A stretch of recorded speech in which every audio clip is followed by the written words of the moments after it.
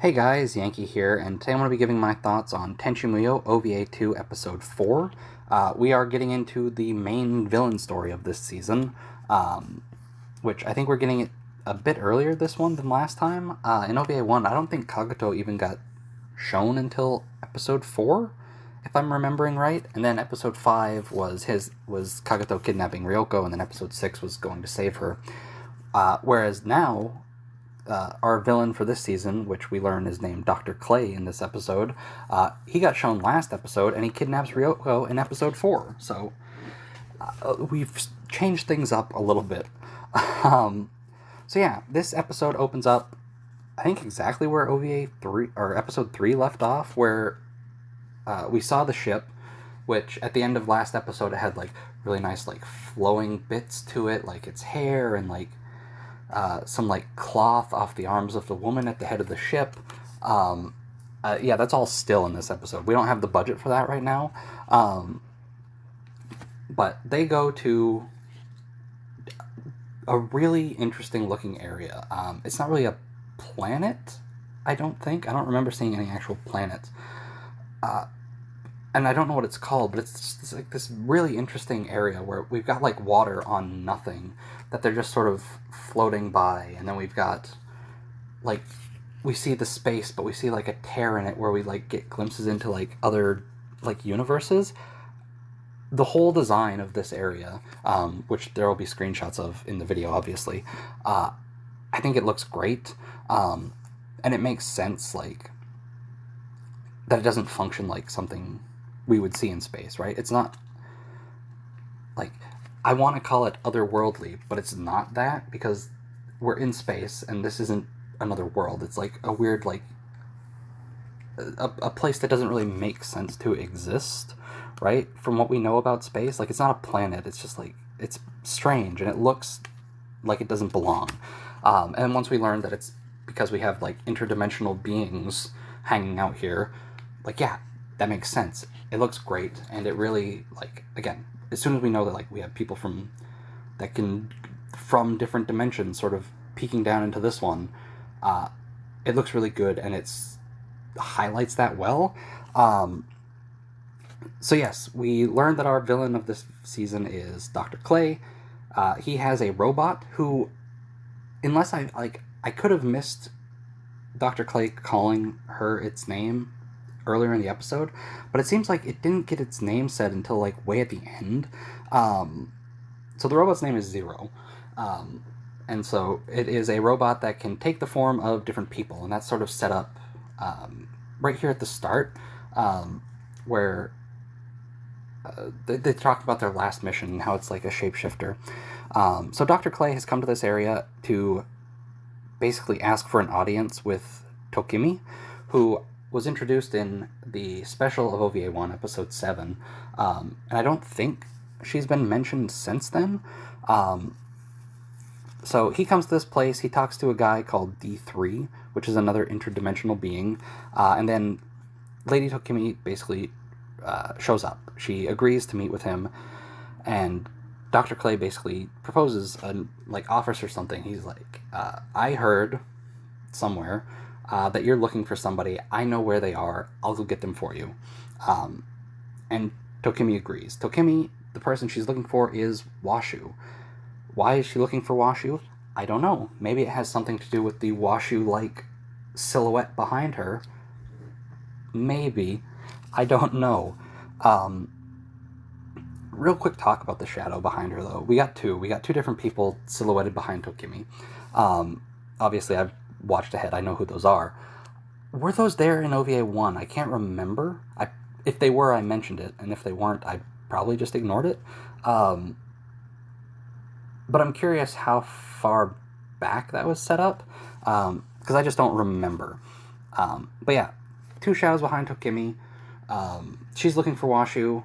She agrees to Dr. Clay's proposal and basically reads his mind and agrees to give him his desire. And his desire is to rule a galaxy. And she just says, yeah, okay, I'll give you your own galaxy to just rule. It'll be yours if you can bring Washu to me. So he gets what he wants. Him and Zero take off. They're going to get Washu. And in this sort of like, when they get to this area, we see them sort of floating on like a, not really like a disc, but it's like a round platform that they float down, and that's how they get to Tokimi's area, and then they're riding it back. And Zero, the robot, is basically trembling, shaking. And there's like this exchange between them where Zero basically says, like, Tokimi as a being shouldn't exist. And Dr. Clay's like, what do you mean she shouldn't exist? You're like the computer or whatever in your head. Like, even if you can't fully comprehend something, like, you should be able to know that it should exist, right? I'm butchering my explanation of that, right? But we've got a robot basically shaking in fear. And so they go to Earth, and immediately Ryoko is on her own, because she went to go buy some alcohol, and immediately gets captured by Zero in some like weird goo. And she puts up a bit of a fight, but she's basically captured so quick she can't really do anything.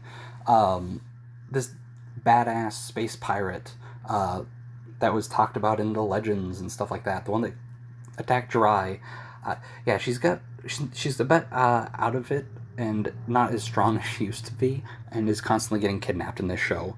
So she gets kidnapped, and the way they reveal Zero's transformation is really, really great. Like, Ryoko has like a weird needle attack, which I've never seen before and don't remember ever seeing after this. And like a weird like you know how when people pull out hair and stuff in anime and it like sticks up straight, like the way they animate that, where it's like a very thin thread, but it's kind of like has a glow to it. It looks sort of like that, and it like sticks right into Zero's face. And Zero covers her face, and slowly you hear her sort of robotic voice transform into Ryoko's. And then she was covering her face with her arms, and then she tears them away, and you just see like the robot version, like almost like an outer shell sort of melting away off Zero, and Ryoko coming through. And it just looks really, really cool.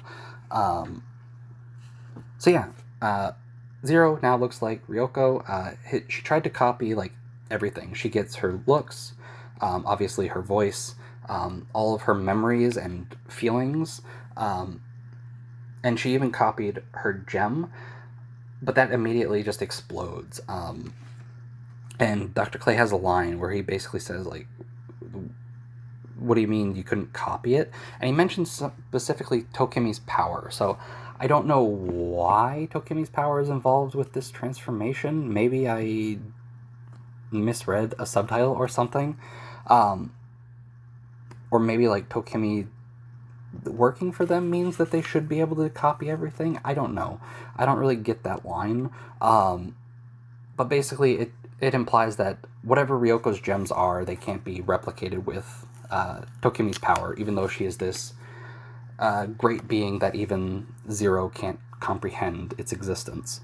So she just steals Ryoko's gem. That's fine. And then Dr. Clay was just going to kill her, decides, you know what, I'm going to experiment on her, kidnaps her. She's gone. And now Zero is taking her place, and nobody is the wiser. Zero's there with a mission. Grab Washu and get out of there. The problem is, because she copied all of Ryoko's everything, her memories, her emotions, her everything, she is in love with Tenchi. But she's not as much like Ryoko. Like, she doesn't act exactly like Ryoko. Ryoko is flirty and sort of clingy, whereas Zero is not. So, like, a bit of sort of this robot, like, who's never really been in love, I guess, sort of comes through, where every time she interacts with Tenchi, she gets flustered and shy. And so that's what basically the second half of this episode is. It's Zero trying to kidnap Tenchi, getting, like, red in the face, or not kidnap Tenchi, excuse me, kidnap Washu, getting red in the face and then failing. Like, oh, Ryoko and Washu are alone, I'm going to grab her. And then Tenchi shows up, and then she just freezes. We also get a scene where, I think this is before Ryoko actually, or before Zero, disguised as Ryoko, shows back up at the house. Washu's not experimenting on Tenchi, but like investigating him, and we get mentioned that Tenchi hasn't been able to make the Lighthawk wings appear again. Like, he hasn't been able to like not summon them, create them, right? He hasn't been able to make the Lighthawk wings again. And Tenchi himself isn't very, like, he's not even convinced that he was the one that created them. It's like, well, maybe it was just Tsunami's power that gave them to me. Washu is sure that it was him. And then we move on. And then Zero's trying to kidnap Washu. Mihoshi, she gets a call from GP. And so she leaves, and she's out in space. And her mission is basically... her mission wasn't to investigate this, but...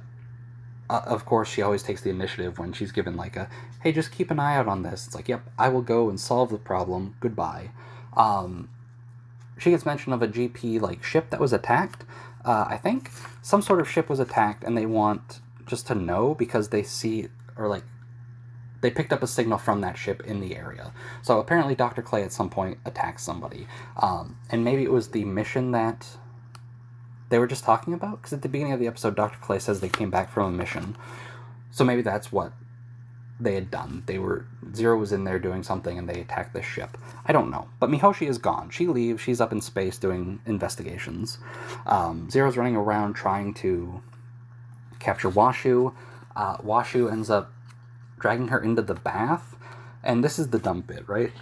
We have all these, like, not all of them. We have a few moments where it looks like Zero's about to blow her cover, or like Washu is about to find out. Like, there's a moment where Washu has this thing that she's putting on the girl's head, or it was on Aika's head, where she's just doing like looking at their like life force or something.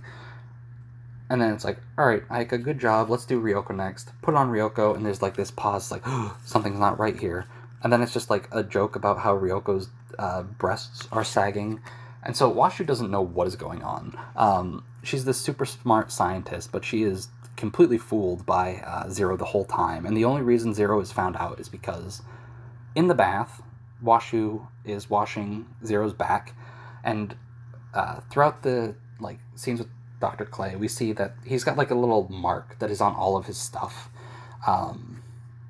So, like, I'm trying to remember where it was exactly, but, like, I think there's a scene where he's drinking out of a cup that has it. I think his ring has it, and so Zero also has it. I think Zero had it, actually, when she was a robot, too, but when she's in Ryoko form, it is right on her left butt cheek.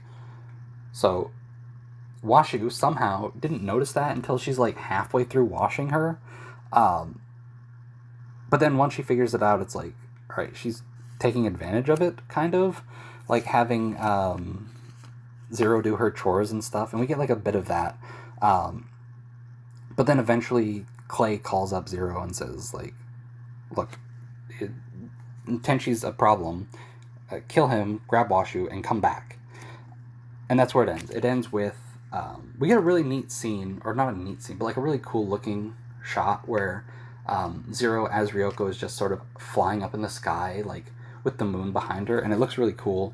And then the episode ends with her killing Tenchi. We don't see her stab Tenchi. She just makes the little light sword that they have in the show, and then stabs him, and then she screams. And that's the end of the episode. And we are over halfway done with OVA 2 now. This was good. This was a fun little episode. My one nitpick is Ryoko always gets captured in this. Like,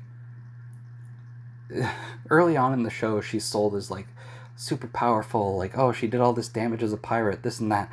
She never seems to actually do anything in this show besides hit on Tenchi. But besides that, good episode. I'm looking forward to the next one.